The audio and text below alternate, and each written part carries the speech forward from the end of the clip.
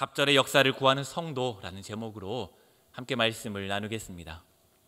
엘리야 시대의 왕은 아합이었습니다. 아합은 오므리 왕조의 두 번째 왕이었고요, 반란이 질비했던 북이스라엘을 정치적으로 안정시킨 왕입니다. 저기 보이시죠? 아합 그리고 엘리야 보이시죠? 아합은요, 주변 나라와 적극적인 연합을 통해서 힘을 강화시키기도 하고 또한 옆 나라를 굴복시키기도 하며 이스라엘을 반란이 질비했던 상황 가운데 안정적인 정치를 운영하며 이 이스라엘을 안정을 꾀했죠. 그런데요, 문제가 있었습니다. 그가 이스라엘을 위해 사용했던 정치적인 역량은 모두 하나님이 보시기에 악했던 일이기 때문입니다. 우상들을 섬기는 이웃 나라와 연합하고 또 그 신들을 내려와 이스라엘 사람들을 통해 다른 이방 신들을 섬기게 했습니다. 또한 그의 아내 이세벨은 어떠했나요? 왕궁 앞에 있는 좋은 나봇의 포도밭을 빼앗기 위해 거짓 증인을 세우고 나봇을 악한 사람으로 몰아 그 밭을 빼앗았던 사람입니다. 원하는 것이 있으면 그 목적을 위해 수단을 정당화했던 사람이죠. 하나님은 이런 아합과 그의 아내 이세벨을 악하게 보셨습니다. 그 반면에 엘리야는 그 강력한 아합 왕과 싸우며 어떻게든 하나님 나라를 지키기 위한 싸움을 했던 사람입니다. 많은 이가 비와 바람을 일으켜 농사를 잘 지을 수 있게 해서 풍요를 가져온다는 바알에게 무릎을 꿇을 때에 엘리야는 북이스라엘에 살고 있는 모든 이를 향해 하나님께 돌아오라, 하나님을 경배하라 외쳤던 선지자입니다. 가장 극적인 사건은 우리가 알고 있는 갈멜산의 이야기이죠. 바알의 선지자 450명, 아세라의 선지자 400명과 함께 승부를 벌였던 이 하나님의 사람 엘리야는 결국 엘리야와 여호와 하나님 승리로 그 마지막을 마무리했습니다. 하나님의 이름 그곳에서 높임을 받았고 하나님은 이스라엘 백성들 가운데 살아계심을 증거했습니다. 그 이후에 시간이 흘러 아합은 죽고 그의 아들 아하시야가 왕이 되었습니다. 그런데요, 문제가 있습니다. 하나님은 엘리야에게 너도 너의 시간이 얼마 남지 않았음을 알게 해주셨던 것이죠. 가장 어두웠던 시대에, 하나님을 믿는 사람을 찾아볼 수 없는 시대에 가장 선두에 서서 횃불을 들고 하나님의 말씀을 증거했던 엘리야를 하나님이 부르시는 것입니다. 그런데 이스라엘 상태가 완전했으면 아무 문제가 없었겠죠. 하지만 아합은 죽었지만 그의 아들 아하시야가 아버지의 길을 따르는 왕이 되었고 여전히 그 땅은 바알을 향해 예배하고 있었던 상황이죠. 그렇기에 북이스라엘 가운데 아직 하나님의 나라의 싸움은 끝나지 않았으며 더한 싸움이 남아있는데 그 선봉에 섰던 엘리야를 하나님이 부르시는 것입니다. 그렇다면 이 하나님 나라의 싸움은 이제 어떻게 되는 것일까요? 누군가는 이 선봉에 섰던 엘리야의 자리로 나아가야 되는 겁니다. 정말 힘겨운 싸움이죠. 쉽지 않은 싸움이죠. 그렇기에 결코 물러서지 않을 사람, 끝까지 하나님을 신뢰하는 사람, 반드시 끝까지 감당할 사람이 필요합니다. 누가 엘리야처럼 그렇게 하나님의 이름을 드러내는 싸움을 감당할 수 있을까요? 성경을 살펴보면요, 하나님은 이스라엘 백성들 가운데 어려움이 있을 때 하나님을 신뢰하는 사람을 찾으셨습니다. 변화가 필요하며 개혁이 필요할 때 하나님을 바라보고 하나님의 일하심을 기다리는 사람을 찾으셨습니다. 사사시대 가운데 혼탁했던 이스라엘의 영성을 깨울 사람을 찾으셨고 자신의 음성을 들었던 사무엘을 부르셨죠. 그리고 이스라엘의 왕을 구할 때 사울을 세우셨으나 그 사울이 자신의 음성을 청종하지 않고 자신의 뜻대로 행하자 자신의 뜻을 이 땅 가운데 펼쳐나갈 사람을 찾으셨는데 바로 그 사람이 다윗이었던 거죠. 그리고 다윗을 세우시고 그를 통해 역사에 가셨습니다. 우리는 무슨 일을 진행할 때 완벽한 계획을 세웁니다. 재물을 구하고 환경을 완벽하게 세워놓으며 하나님 일하십시오라고 구하죠. 하지만 하나님은 사람을 찾으십니다. 하나님은 사람을 찾으십니다. 음성을 듣고 청종하며 이 땅 가운데 자신의 뜻을 이루어갈 그 한 사람을 찾으십니다. 그러면 하나님은 왜 엘리야를 오래 살게 하지 않으셨을까요? 아니, 엘리야가 이렇게 오래 살아가지고 그 하나님의 일을 감당하면 얼마나 좋습니까? 엘리야는 유능했고요, 하나님을 신뢰하는 사람이었어요. 홍삼, 산삼, 비타민 이런 거 열심히 먹여가며 엘리야를 오래 살게 하면 좋은 거 아닐까요? 그런데 하나님은 그를 데려가시고 새 시대에 맞는 새로운 사람을 부르십니다. 여러분, 계주 해본 적 있으십니까? 계주 해본 적 있으시죠? 계주가 뭔가요? 이어 달리기예요. 이어 달리기. 그 트랙을 이어서 달리는 거예요. 어떤 한 사람이 탁월하다고 해서 그 계주를 승리로 이끌 수 있는 것이 아니라 한 탁월한 한 사람 뒤에 그 바통을 이어받을 수 있는 사람, 그 바통을 이어받을 수 있는 사람이 있어야 그 계주는 완성되어지는 것입니다. 그렇기에 어떤 프로그램이나 어떤 건물이나 어떤 외형적인 조건으로 인해 하나님 나라가 이루어지는 것이 아니기 때문에 하나님은 엘리야를 대신해서 그의 바통을 이어갈 사람을 찾고 계시는 것입니다. 그렇다면 누구를 뽑아야 할까요? 어떤 사람이 엘리야를 대신해서 그 자리를 감당할 수 있을까요? 결론적으로 말씀을 드리면요, 하나님은 엘리사를 선택하셨습니다. 왜 엘리사였을까요? 엘리사가 많은 능력이 있었을까요? 많은 재물이 있었을까요? 많은 정치적인 능력이 있었을까요? 아니요, 아닙니다. 엘리사가 엘리야에게 구한 것을 바라보시며 하나님은 엘리사를 선택하셨습니다. 그렇다면 엘리사가 무엇을 구했는지 우리도 찾아봐야겠죠. 오늘 말씀을 통해 엘리사가 엘리야에게 하나님께 구한 것이 무엇인지 한번 살펴보고 오늘 우리도 이 시대에 하나님께 쓰임받는 사람으로 살아가기 위해 무엇을 구해야 할지 생각해보는 그런 시간이 되길 간절히 소망합니다. 첫 번째입니다. 갑절의 역사를 구해야 합니다. 갑절의 역사를 구해야 합니다. 엘리야는 하나님의 말씀을 선포하는 사역 외에도 여러 곳에 선지자 학교를 세워서 이 다음 세대 영적 지도자들을 가르치는 일을 했습니다. 그의 생을 마무리하기 전에 하나님이 그를 부르시기 전에 길갈, 베델, 여리고를 돌아보며 자신을 따르는 제자들, 자신을 따르는 학생들을 돌아보려 했습니다. 그리고 그 마지막 길을 준비하는 그 여정에 다른 사람과 함께 가는 것이 옳지 않다 여겨 혼자 가려 합니다. 그런데요, 그를 끈질기게 붙잡았던 한 사람이 있습니다. 2절, 4절, 6절 우리 함께 볼까요? 제가 한번 읽어보겠습니다. 엘리야가 엘리사에게 하는 말입니다. 너는 여기 머물라. 여호와께서 나를 베델로 보내시느니라. 너는 4절입니다. 너는 여기 머물라. 여호와께서 나를 여리고로 보내시느니라. 너는 여기 머물라. 여호와께서 나를 요단으로 보내시느니라. 엘리야는 그 여정, 마지막의 여정 가운데 엘리사를 떼어놓고 혼자 가길 원했습니다. 그런데 우리가 알다시피 엘리사는 어떠했습니까? 엘리사도 엘리야에게 뭔가 심상치 않은 일이 일어날 것을 알고 있었습니다. 자신의 스승인 엘리야를 하나님께서 어떻게 인도하시는지 보고 엘리야와 그 운명을 함께 하기를 원했습니다. 3번이나 혼자 가겠다고 엘리야가 엘리사에게 말했지만 엘리사는 엘리야의 손을 놓지 않았습니다. 여호와의 살아계심에 두고 맹세하노니 나는 당신을 끝까지 따라가겠습니다.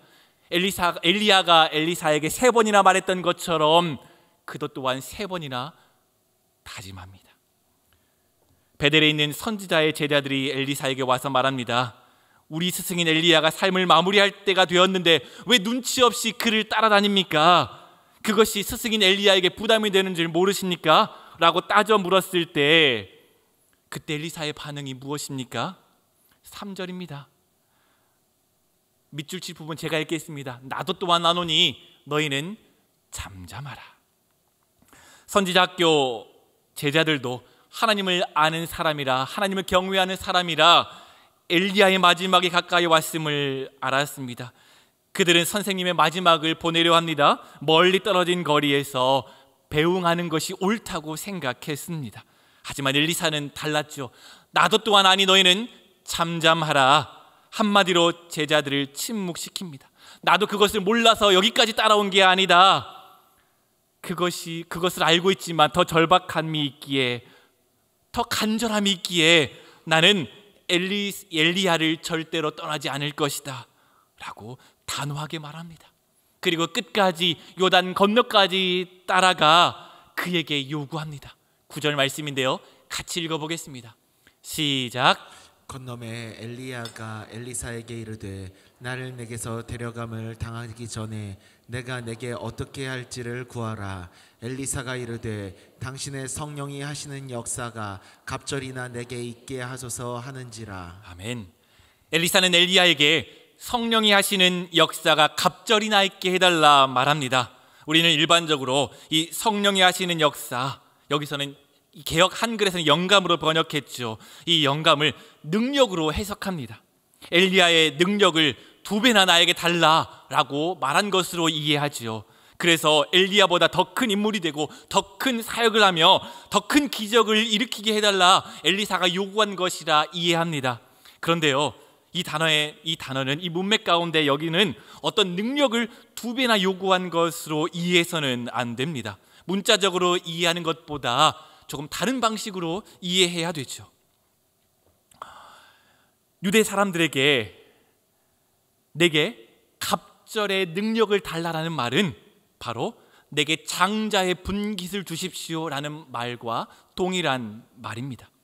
이스라엘 사람들은 자녀들에게 유산을 남겨줄 때 장자에게는 반드시 2배를 주었습니다.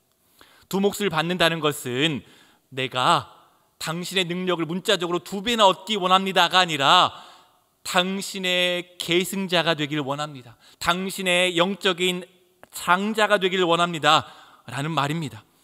하나님 앞에 당신이 하나님께 쓰임 받았던 것처럼 나도 당신의 영적인 계승자, 상속자가 되어서 하나님의 쓰심에 합당하게 당신의 뒤를 이어가겠습니다 라는 그런 고백입니다. 이것은 엘리야의 다른 제자들과는 완벽하게 다른 모습을 보여줍니다. 엘리야의 제자들은 엘리야가 없어진 시대를 결코 이해하지 못했습니다. 엘리야가 없어진 이후 엘리야 하늘만 바라보며 없어진 엘리야의 흔적만 찾았습니다. 정말 사라진 것이 맞는지 믿지 못해 그의 흔적만 찾아다녔죠. 그들은 자신이 엘리야처럼 하나님께 쓰임받는 사람이 될 것이라 생각하지 못한 채 엘리야의 뒤만 쫓아다녔습니다. 반면에 엘리사는 어떠합니까? 엘리야의 영적인 장자, 후계자가 되겠다 다짐하며 선언합니다. 그래서 그는 엘리야를 따라갔습니다. 영적인 스승의 모든 것을 이어받아 그 싸움을 이어가길 원했습니다. 영적 아버지여, 엘리야여, 나는 당신에게 맡겨진 그 싸움을 이어받아 그 싸움을 계속해 나가기를 원합니다. 당신이 싸워온 그 싸움은 결코 멈춰서는 안 될 것이기에 나를 장자로 세워주십시오. 나는 당신의 바통을 이어받아 내가 당신의 그 자리에 서서 싸워가겠습니다. 그러니 나를 상속자로 세워주십시오 라는 당돌하고 담대한 고백입니다. 여러분, 우리는 모두 하나님의 자녀입니다. 우리는 하나님의 자녀라는 것을 확인한 후에 어떻게 하십니까? 대부분의 많은 사람들이 나는 하나님의 자녀로서 예쁨받고 귀염받는 막내가 되겠습니다 생각하지 않겠습니까? 싸움은 나 말고 저기 오빠나 형들이나 저기 누나들에게 좀 맡겨놓고 저는 맨 뒤에 서서 막내로 예쁨받고 싸움은 난 못해요. 난 그냥 예쁨 받고 사랑받고 언니 오빠 형들이 싸워온 그 열매만 먹으면서 나는 그렇게 살겠습니다 라는 게 우리의 모습 아닙니까? 그런데 엘리사는 그렇게 하지 않겠다는 것입니다. 스스로 영적인 장남이 되어서 아버지의 능력을 이어받을 뿐만 아니라 엘리사가 싸워온 그 최전선에 당당하게 서서 이스라엘을 향해 하나님의 이름을 외치겠습니다 라고 말하고 있는 것입니다. 한국교회의 위기라 말합니다. 한국교회의 전체적인 모습을 보면 정말 위기가 맞습니다. 교회를 섬기는 분들은 나이가 많아지고 있고요. 다음 세대는 교회에서 사라진 것처럼 보입니다. 건물은 크고 멋져지고 교회는 많아지지만 하나님께 쓰임받는 교회는 그리 많지 않아 보입니다. 건물은 화려해지고 프로그램은 세련되어 있지만 세상의 빛과 소금의 역할을 감당하지 못한 채 그저 그렇게 있는 교회들이 많아지고 있습니다. 교회 다니고 있지 않은 사람들은 교회를 향해 말합니다. 교회가 왜 있어야 하는지 모르겠습니다. 교회 다니는 사람들은 자기들끼리만 즐거워합니다. 왜 교회가 있어야 할까요? 라고 말하고 있는 시대이죠. 위기라고 말합니다. 그런데 진짜 위기가 무엇입니까? 바로 엘리사처럼 믿음의 계승자가 나오지 않는 게 위기입니다. 내가 선대가 행했던 하나님의 사역을 내가 이어받아 내가 그 자리로 나아가서 당신의 자리를 계승하겠습니다 라고 말하는 다음 세대가 없는 게 위기입니다. 우리 교회와 우리 공동체, 우리 가정에서 갑절의 영감을 달라고 하는 다음 세대가 없는 것, 그것이야말로 위기입니다. 가정이 위기라 말하죠. 무엇이 위기입니까? 바로 우리의 후대에게 믿음의 상속자를 세우지 못하는 것이 위기입니다. 내게 갑절의 영감을 주십시오. 이런 자녀를 양육하지 못하고 있는 것이 진정 위기입니다. 명문대와 어떤 많은 것들을 상속한다고 해서 우리의 믿음의 신앙의 유산이 이어져 갈까요? 아니요. 믿음의 상속자가 나와야 우리의 가정이, 우리의 공동체가, 우리의 교회가 선대의 신앙을 이어받아 하나님의 놀라운 사역을 이어갈 수 있는 것입니다. 그러니 우리도 구해야 합니다. 엘리사처럼 구해야 합니다. 내게 갑절의 영감을 주십시오. 하나님의 성령의 사역을 갑절이나 주십시오. 신앙의 막내로 살아가면서 나는 아무런 싸움도 하지 않고 맨 뒤에 있어서 그저 열매만 먹고 살아가겠습니다 라는 것이 아니라 아버지가 싸웠고 물려준 그 전장에 내가 뛰어들어 다음 세대로 계승해 나가겠습니다 라고 말하는 사람이 되어야 합니다. 하나님은 그런 사람을 사용하십니다. 그런 사람이 되겠다 다짐하며 결단하며 기도하며 나아가는 오늘의 시간이 되길 간절히 소망합니다. 두 번째입니다. 성령이 하시는 역사를 구해야 합니다. 성령이 하시는 역사를 구해야 합니다. 우리 9절 말씀인데요. 다시 한번 읽어보겠습니다. 시작. 건너매 엘리야가 엘리사에게 이르되 나를 내게서 데려감을 당하기 전에 내가 내게 어떻게 할지를 구하라. 엘리사가 이르되 당신의 성령이 하시는 역사가 갑절이나 내게 있게 하소서 하는지라. 아멘. 성령이 하시는 역사, 개역개정에는 영감이라는 단어로 번역했죠.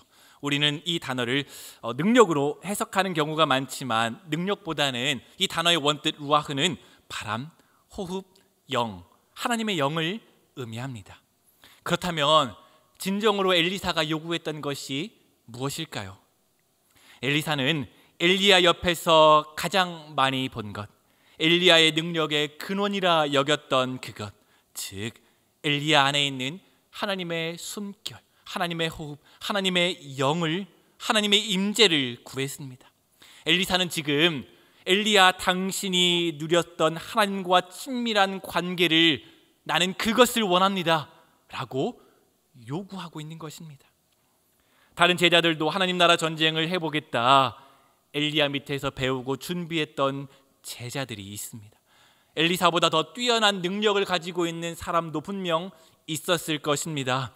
그러나 제자들 중 엘리야를 제외하고 누구도 엘리사를 제외하고 누구도 엘리야를 쫓아와 이것을 요구하지 않았습니다. 다른 제자들은 이 갑절의 영감을 죽기까지 쫓아오지 않았습니다. 그저 적절한 거리를 두고 떠나가는 엘리야를 환송하며 그저 엘리야의 흔적만 찾았습니다. 그들은 하나님의 임재를 구하지 않았습니다. 그들은 시대를 바르게 이해하지 못했죠. 아합이 죽었으니 이제 하나님의 나라가 회복될 것이라 이해했습니다. 하지만 되돌아보면 그것은 하나님 나라 싸움의 시작이었습니다. 이스라엘 백성들은 하나님을 믿지 않았고 아합에게로 완벽하게 돌아갔고 그 이후에 그의 아들들은 바알을 섬겼으며 이스라엘은 심각하게 추락해 갔습니다. 그런 시대를 바라보며 하나님의 사람으로 쓰임 받기 원한 엘리사가 바란 것은 오직 하나님이었습니다. 우리는 하나님의 일을 하기 위해 어떤 능력이 필요하다고 생각합니다. 그래서 내가 무언가를 맡기에는 내 능력이 부족합니다 말하죠. 나는 재능이 없습니다. 나는 나이가 많습니다. 나는 건강이 없습니다. 내게는 능력이 없습니다. 물론 그 말이 맞습니다.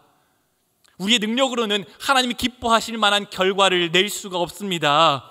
하나님이 기뻐하시는 열매는 오직 하나님의 능력이 임할 때, 하나님의 능력이 우리의 삶을 통해 드러날 때 일어나기 때문이죠. 하나님이 기뻐하시는 열매, 하나님이 기뻐하시는 것은 우리의 능력이 아니라 하나님의 임재를 구하는 간절한 기도입니다.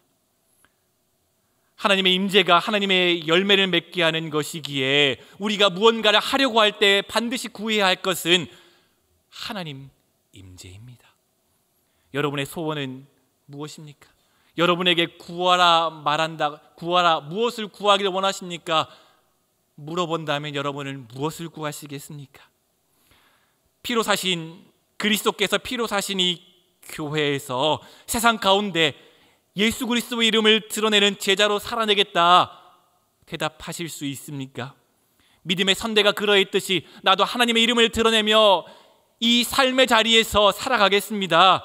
그렇게 말할 수 있겠습니까?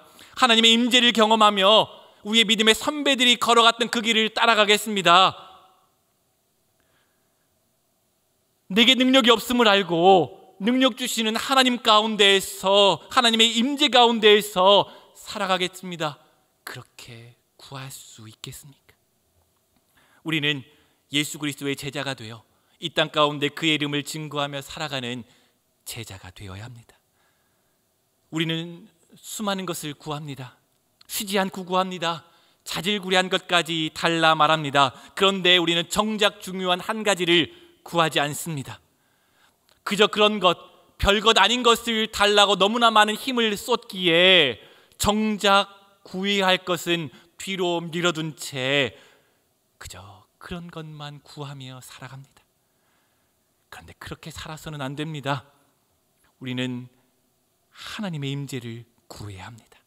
우리가 진짜 구해야 할 것은 하나님의 임재, 그분의 숨결, 그것이 우리를 살게 합니다. 하나님과 멀어진 가운데 생명으로 인도하는 예수님의 십자가의 놀라운 은혜, 그것이 진정으로 우리를 살게 합니다. 말씀을 마치겠습니다. 그렇게 절실하게 하나님의 임재를 찾고 앞장서서 하나님의 싸움을 싸우겠다 말했던 그 엘리사는 어떻게 되었을까요? 우리 13절, 우리 본문은 아닌데요, 13, 14절입니다. 같이 한번 읽어보겠습니다. 시작. 엘리야의 몸에서 떨어진 겉옷을 주워 가지고 돌아와 요단 언덕에 서서 엘리야의 몸에서 떨어진 그의 겉옷을 가지고 물을 치며 이르되 엘리야의 하나님 여호와는 어디 계시니까 하고 그도 물을 치매 물이 이리저리 갈라지고 엘리사가 건너니라. 아멘. 엘리사도 엘리야가 했던 것처럼 요단강을 치매 물이 갈라졌습니다.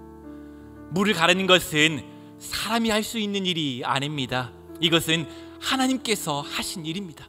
엘리사가 이런 능력을 가졌다라고 기록하는 것이 아니라 이 이야기는 엘리사가 엘리야의 후계자가 되었다라는 그런 말입니다. 엘리야와 함께 하셨던 하나님이 이제는 엘리사와도 함께 하신다라는 것을 이야기하는 그런 구절입니다. 그리고 하나님과 함께하는 그는 놀라운 기적을 경험합니다. 여리고 성읍에 머물렀을 때 물이 안 좋아 그 물을 먹지 못했습니다. 못 먹는 그 물의 근원에 소금을 뿌렸더니 죽음이나 열매 맺지 못함이 없을 것이다 라고 선언하고 하나님께서 그렇게 역사하셨습니다. 하나님과 함께하는 믿음의 상속자는 이처럼 생명을 살리는 일을 합니다. 물의 근원을 고치며 그곳에서 생명이 자라나게 하며 그 가운데 열매를 맺게 합니다. 이것이 이 시대를 살아가는 우리가 해야 할 일입니다. 엘리사가 했었던 그 일, 엘리사가 구했던 그것, 우리도 구해야 하며 우리도 걸어가야 할 그 길입니다. 여러분은 어떤 것을 구하십니까? 재물의 능력, 기도의 능력, 전도의 능력, 병을 고치는 능력, 물론 이런 것들이 우리에게 필요합니다. 이런 능력이 있으면 하나님의 일을 하기 매우 쉽습니다. 그런데 우리가 진정으로 구해야 할 것은 하나님입니다. 내가 서 있는 그 자리에서 함께 하시고 나의 능력이 되시며 내 모든 것이 되시며 내 전부가 되시는 하나님의 능력을 구해야 합니다. 그리고 담대하게 장자의 명분을 가지고 세상으로 향해야 합니다. 내게 능력이 있어서가 아니라 하나님의 능력을 힘입어 그 자리로 나아가는 것입니다. 하나님은 그런 사람을 찾고 계시며 지금 이 시대에도 그런 사람을 사용하십니다. 9절입니다. 우리 마지막인데요. 우리 이 부분만 이 부분만 같이 읽어보겠습니다. 같이 읽겠습니다. 시작. 엘리사가 이르되 당신의 성령이 하시는 역사가 갑절이나 내게 있게 하소서 하는지라. 아멘. 거룩한 벳 운정교회 모든 성도님들이 이 엘리사처럼 성령이 하시는 갑절의 역사를 구하며 하나님의 쓰임받는 종으로 이 땅을 살아가시며 여러분의 삶의 자리에서 그리스도의 제자로 서가시며 엘리야처럼 엘리사를 양육해내는 거룩한 스승으로 서가시게 주님의 이름으로 축복합니다.